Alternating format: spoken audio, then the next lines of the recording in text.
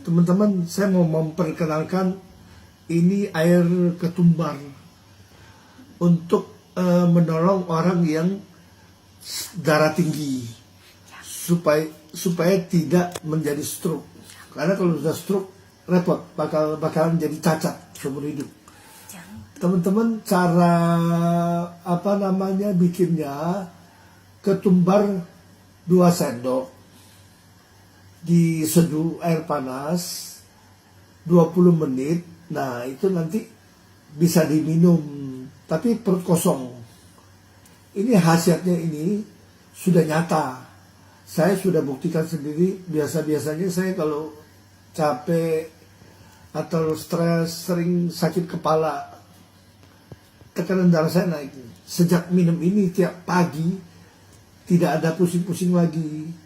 Terus teman kantor saya juga begitu, badannya gemuk. Salah makan gorengan sedikit, makan padang sedikit, langsung sakit kepala, darah tinggi naik bisa 150 lebih, 180. Sekarang udah nggak lagi. Mamanya pun demikian.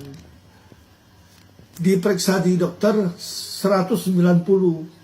Terus sama anaknya itu dikasih air ketumbar, langsung besokannya diperiksa normal 130, 140. Jadi teman-teman, tolong di share kalau saudara atau teman-teman yang lain ada tekanan darah tinggi guna mencegah stroke, boleh dikasih tahu informasi ini. Ini bukan hoax, ini benar-benar saya juga minum. Terima kasih teman-teman.